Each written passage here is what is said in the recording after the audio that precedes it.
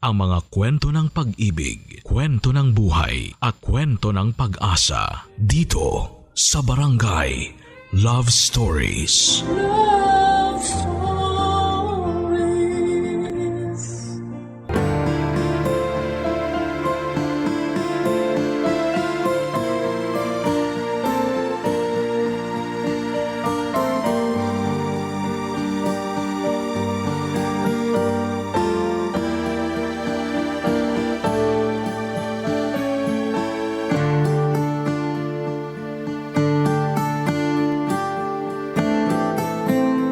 Gaano man kahaba ang pasensya ng isang tao, huwag pa rin natin itong sasagarin.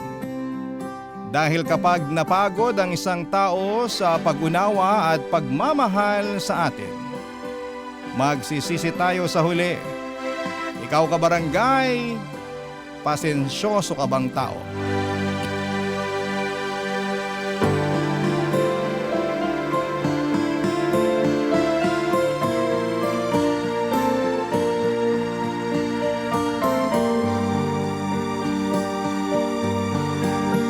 Dear Papa Dudut, lahat naman siguro tayo ay dumaan sa pagiging tanga sa pag-ibig, hindi po ba?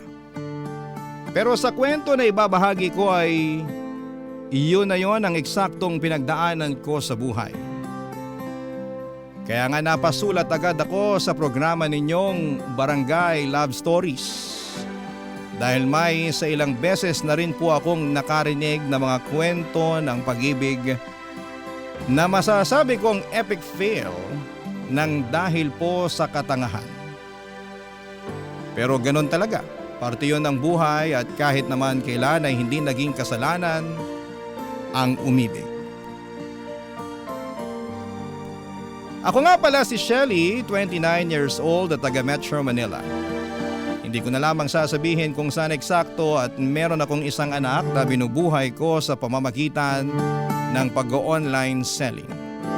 Bago pa lamang ako sa trabahong ito, magdadalawang taon pa lamang ako rito, pero kumikita naman ng disente at nasusubaybayan ko pa ang paglaki ng aking anak. Importante para sa nanay na katulad ko na matutukan ang anak ko dahil mahal na mahal ko siya. Dalawa na lamang kasi kami sa buhay pero noong mga panahon na yon ay meron pa namang siyang tatay. Ang dati kong kinakasama na nagngangalang Junior Papa Dudut.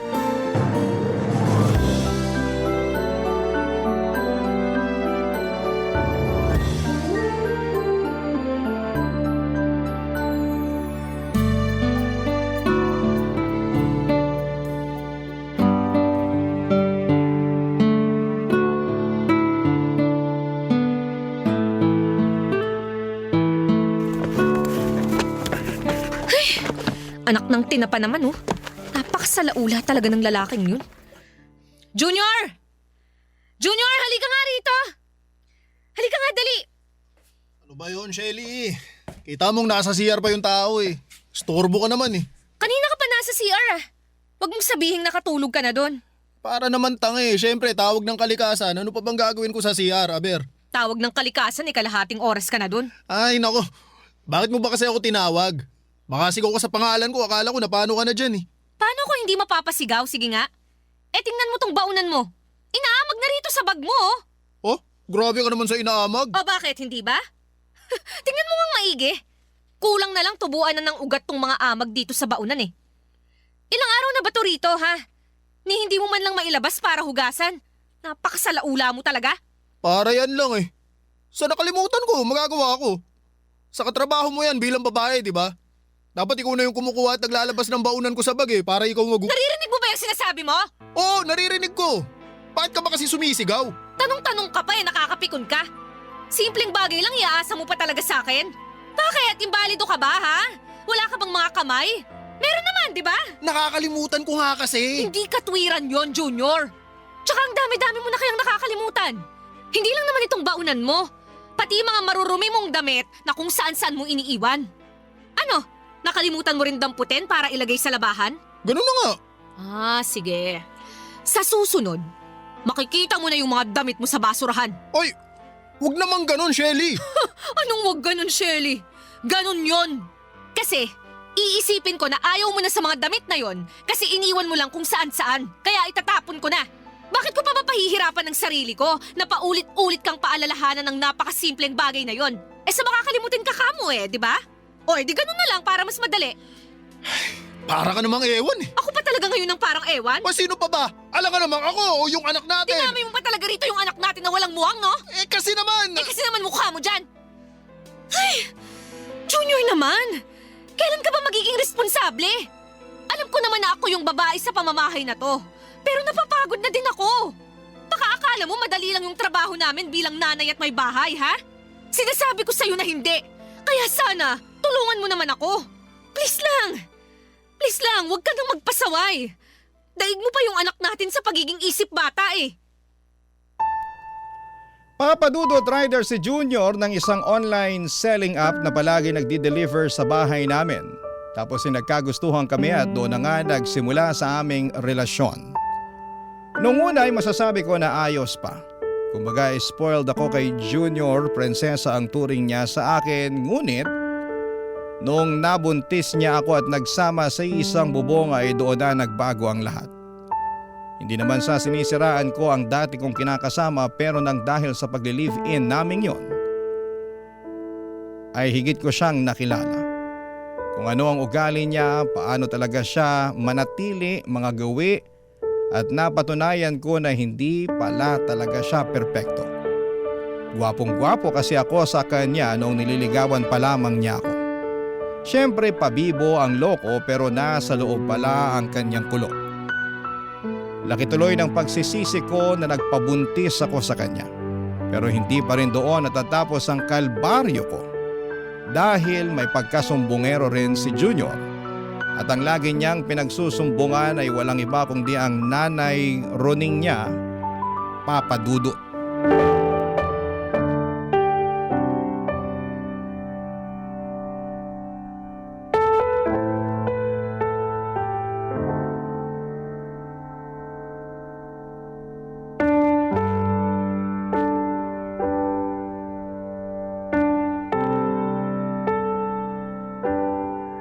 Nako, singilan na naman pala ng renta ng bahay. Kasya pa kaya itong natira sa pera namin? Wala pa pala kaming pambili ng bigas at gatas ni baby. Paano kaya to? Tapos… Shelly! Shelly! Buksan mo tong pinto! Shelly! Shelly! Nako, ano na naman kayong ginagawa ng magaling na nanay ni Junior dito? Shelly! Ano ba? Shelly, buksan mo tong pinto! Alam kong nandiyan ka! Ay, huwag mo akong pagtaguan, babae ka! Andyan na po, Nay! Buti naman pinagbuksan mo na ako ng pinto, ano? Akala ko aabutin ka pa ng siyam-siyam eh. Magandang umaga rin po, Nay. Walang maganda sa umaga, ha, Shelly? Ikaw talaga na babae ka, no?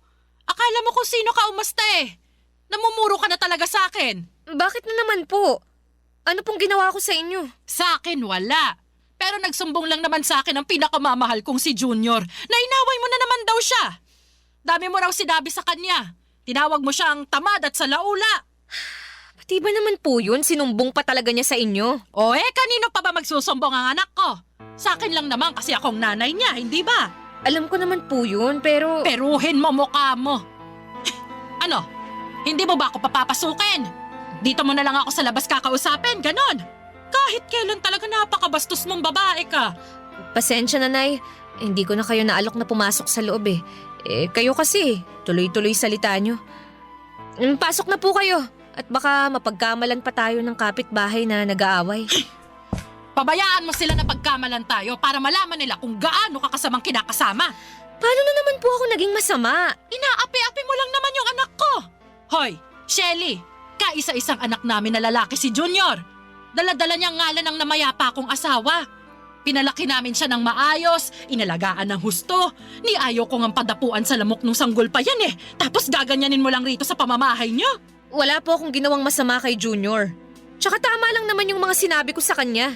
Dahil yun naman talaga ang ginagawa niya rito sa bahay namin. Kaya nga ikaw ang babae eh. Dapat ikaw ang pumuno sa pagkukulang ng anak ko.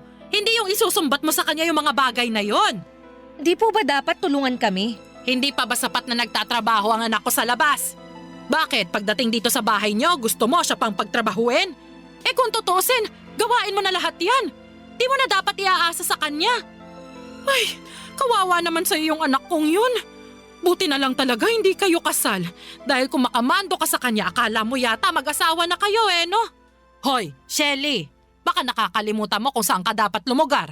Ayus-ayusin mo lang talaga. Papa Dudut, grabe po ang dinanas ko sa kamay ng nanay ni Junior. Naiyak na lamang tuloy ako at nagdamdam dahil sa mga paratang niya at pang-iinsulto sa akin. Doon ko napagtanto na napaka-OA ng damuhong Junior na yon sa mga pinagsasabi niya sa nanay niya. Dahil nagawa niya pa talagang mag-imbento para lalo akong mapasama sa mga magulang niya. Kung tutusin ay hindi yun ang unang beses na nagsumbong siya sa nanay niya. Pero yun ang unang beses na sinugod ako ni Nanay Roning na galit na tipong kita ko na ang ngala-ngala sa kakangalngal niya sa akin. At kahit na anong pangangatuwiran ko ay hindi niya pinakikinggan dahil para sa kanya ay kinawawa ko raw ang pinakamamahal niyang anak. Samantalang kabaligtaran noon ang nangyari. Dahil ako ang mas kinawawa ng kanyang Junior, Papa Dudut. Barangay Love Stories. Barangay Love Stories. Papa Dudut, noong pinagbuntis ko ang baby namin ay kinailangan kong umalis sa pinapasukan kong call center dahil masela ng pagbubuntis ko. At dahil priority ko ang aming baby ay nagpaubaya ako. Sinabi naman din sa akin ni Junior na siya na ang bahala sa lahat ng gastusin ganito ganyan. Oo, naniwala ako pero noong nanganak na ako ay doon na nagsimula ang mga reklamo ko sa aking kinakasama. Hindi niya kasi matagalan ang pag-aalaga sa anak namin. Kesyo maingay dahil pala iyak, natural sanggol yun. Gusto ko sana siyang supalpalin ng tanong na hindi ba siya dumaan sa pagkabata kaso'y hindi ko na sinabi dahil baka maging mitsa lamang yon ng mainit-init naming pagtatalo. Tsinaga ko na lamang ang ginagawa ni Junior at umasa na magbabago siya. Nang tumungtong na sa 2 taon ang anak namin, buong akala ko ay magiging responsableng tatay na si Junior pero lalo lamang siyang naging pabaya, Papa Dudut.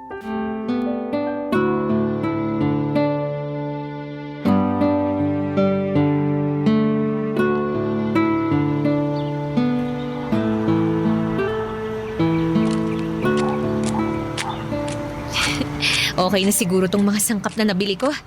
Makakagawa na ako ng masarap na tinolang manok na maraming sayote. Oy, sandali lang ito ha. Pusta ko na lahat ng pera ko. Dapat manalo na ako, kanina pa ako inaalat bad trip na Hoy, Junior!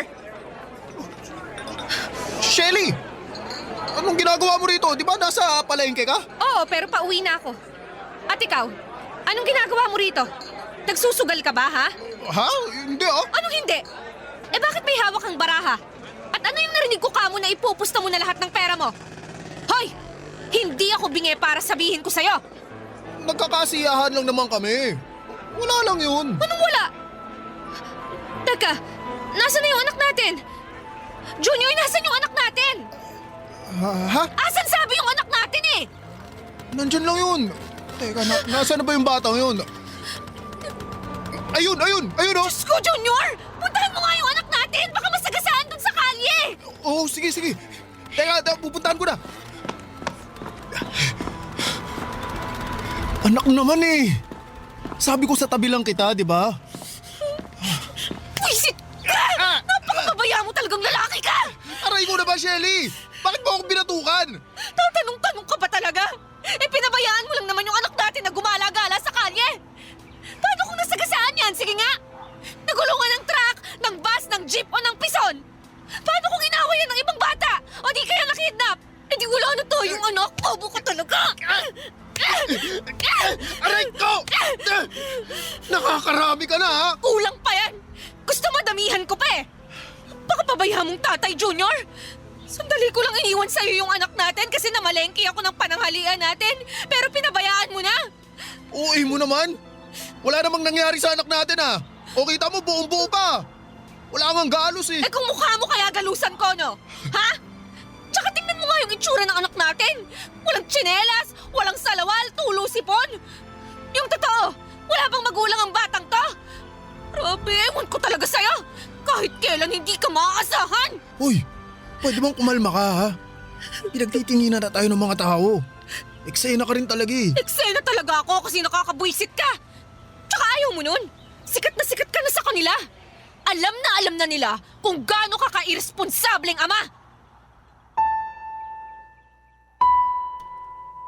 Papa Dudut, hindi ko mawari kung nasa talampakan ba ang utak ng kinakasama ko o nasa puwet. Dahil masyado siyang kampante sa paggala-gala sa kalye na madungis ng anak namin. Grabe. Saglit lamang akong nawala pero pinabayaan na niya ng tuluyan ng aming anak. Marami akong takot sa posibleng kahinatnan ng anak namin pero pinagsawalang bahala lamang ni Junior. Tinawag pa niya akong OA, hindi ba? Ewan, pero parang kulang-kulang yung kinakasama kong yon. Hindi ko na siya maintindihan at napatanong tuloy ako kung ako ba ang may problema o sadyang tumanda lamang ng paurong si Junior. Grabe. Ang sakit sa bangs na para bang gusto ko na siyang kutusan ng 1,000,000 beses para lamang maitatak sa kokote niya na alagaan at bantayan ng maayos ang anak namin. Kaya lang ay hindi talaga uso ang pagbabago sa kinakasama ko at sa bawat araw na lang na ginawa ng Diyos ay mas lalo pa siyang lumalala, Papa Dudut.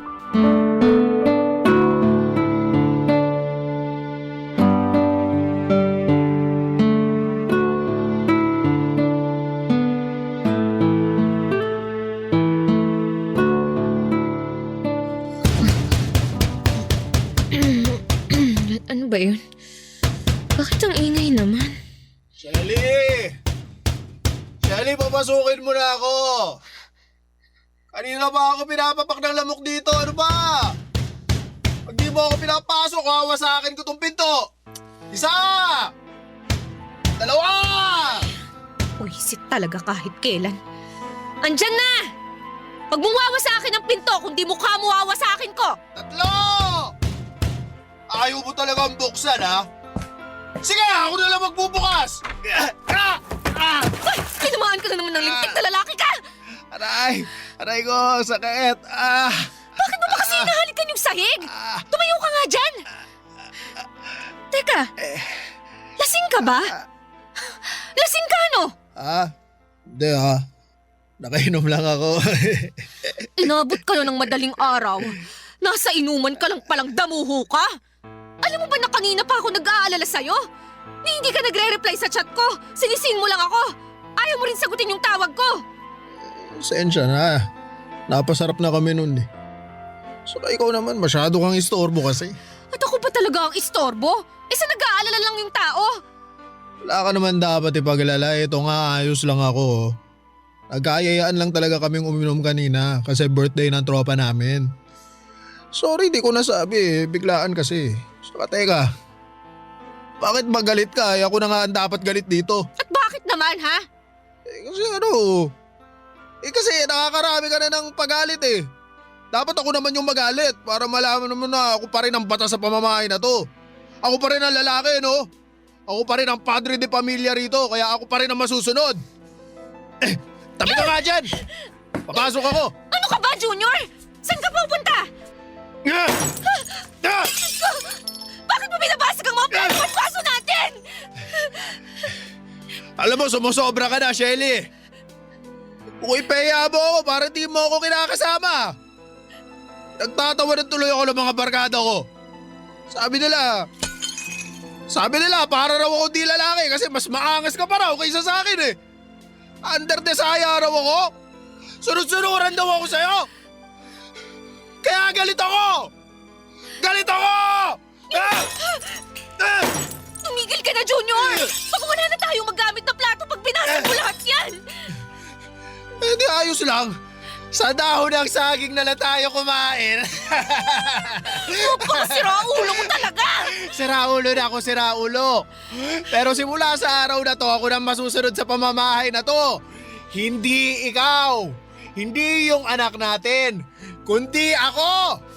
Ako lang! Ah, ganon! Teka! Makikita mong hinahanap mo! Namumuro ka na sa aking lintik eh! Akala mo yata sasantuhin kita, ha?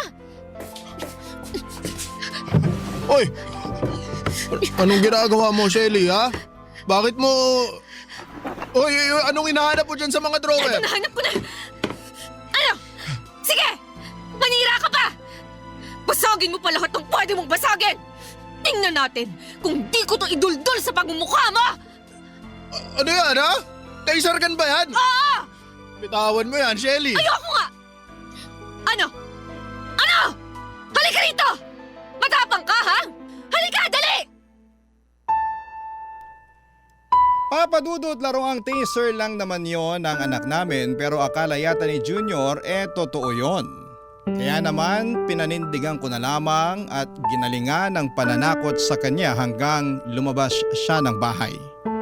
Pagkatapos ay pinagsarhan ko siya ng pintuan at doon pinatulog sa labas hanggang mawala ang amats niya.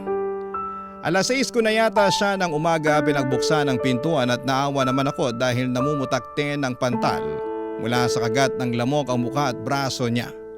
Nakayakap din siya sa sarili dahil nilalamig.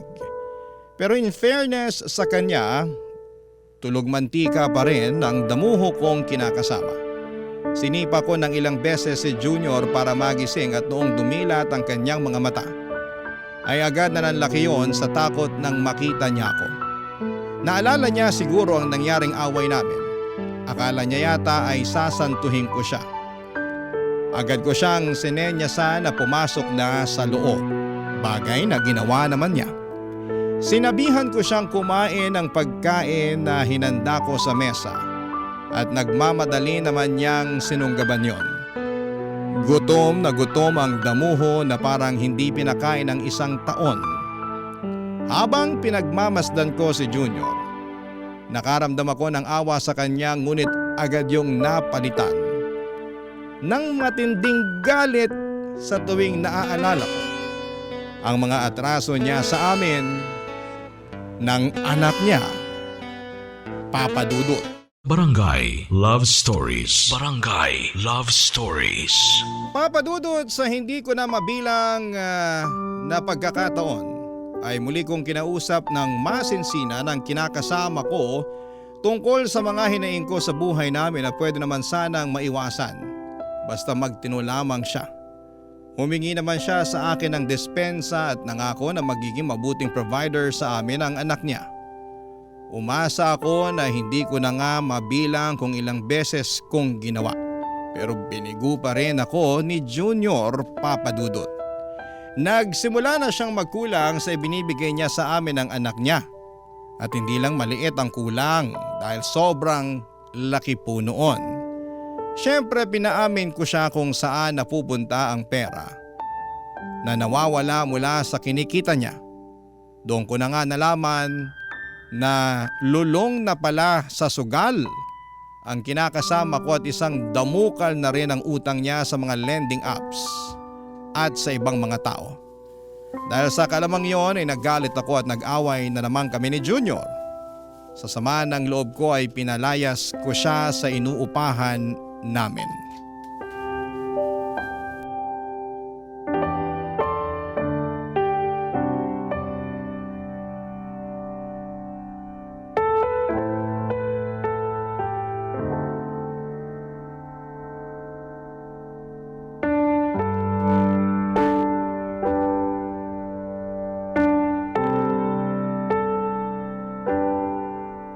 Ibig sabihin nito, Junior? Bakit andito kayo ng nanay mo sa bahay? Ano pa nga ba? Di sinumbong kita sa nanay ko na pinalayas mo ako rito. Ano ka mo? Hoy, Shelly! Sumusobra ka na talagang babae ka, ano?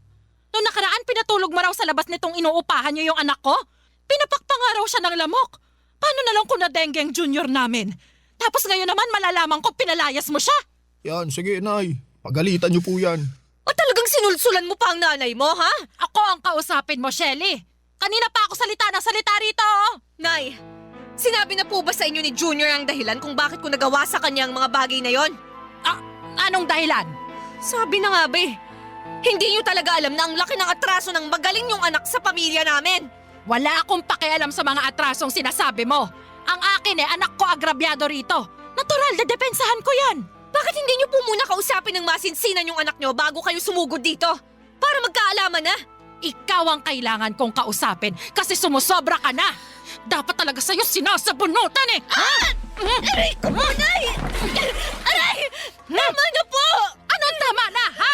Kulang pa nga yan eh. Dapat sa'yo binubunutan ng buhok sa anit dahil namumuro ka na.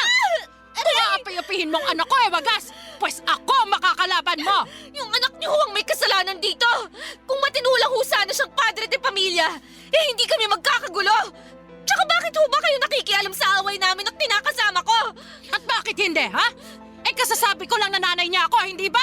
Alam mo, ikaw, panasagot ka talaga ha? Dapat sa'yo tinuturuan ng leksyon! Aray ko, Nay! Tama na po! Junior! Junior, awatin mong nanay mo! Bahala ka dyan. Inaway mo ako kaya lagot ka sa nanay ko. Anong sinabi mo? Napakadamuho mo talaga! Hoy, Shelly! Hindi mo na talaga nire-respeto ang anak ko, ano? Nakuha mo pa talaga siyang bastusin sa harap ko? Para sa kaalaman mo, hindi ko dinala sa sinapupunan ko ng 9 na buwan ng anak kong yan at isinilang sa mundo para api-apihin lang ng katulad mo! Hindi ko naman po inaapi si Junior! Tsaka away ho namin tong dalawa!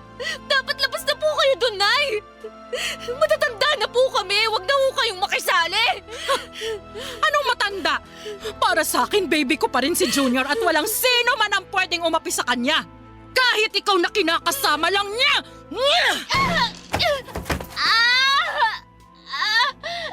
Sa susunod na awayin mo pang anak ko, hindi lang sa bunot ang aabutin mo, Shelly.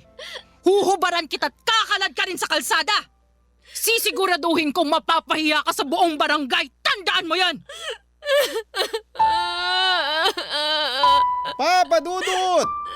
Ni sa hinagap ay hindi ko akalain na pagtutulungan ako ng mag-ina. Parang sa mga teleserye ko lamang napapanood ang mga ganong klase ng mga eksena. Dahil sa nangyari ay nasaktan po ako. Hindi ko akalain na ang away namin ang kinakasama ko ay makakarating sa nanay niyang basag gulera. Lalo ko lang tuloy napatunayan kung gaano kasumbungero si Junior. Kaya nga simula noon ay iniwasan ko na muna na mag-away kami. Hindi ko rin kinausap si Junior dahil na-stress lang talaga ako. Buong akala ko ay magiging tahimik na ang buhay ko kapag ginawa ko yun pero nagkaroon na naman ang kasalanan si Junior matapos kong matuklasan na nambabae siya. Muling nabuhay ang galit ko sa aking kinakasama dahil sobra-sobra na ang ginawa niya sa akin. Ni hindi na niya ako nirespeto bilang babae at nanay ng kanyang anak. Kaya upang makaganti ay hinuli ko sa akto si Junior at ang kalandian niyang babae na tendero ng fishball at merienda sa hapon na nasa tapat ng bahay namin. At iniskandalo ko silang dalawa hanggang sa mapahiya po sila. As usual, nakarating yon sa kalaman ng magaling niyang nanay, Papa Dudut.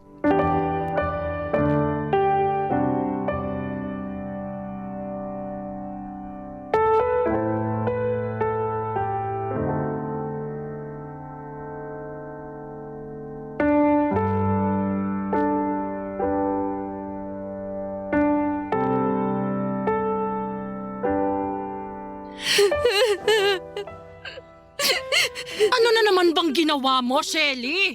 Bakit mo na naman pinahiya ang anak ko? Ano ba kasalanan niya sa'yo? Bakit yung hindi yung anak niyo ang tanungin niyo? Para magkaalaman na kung gaano kalaki ang kasalanan niya.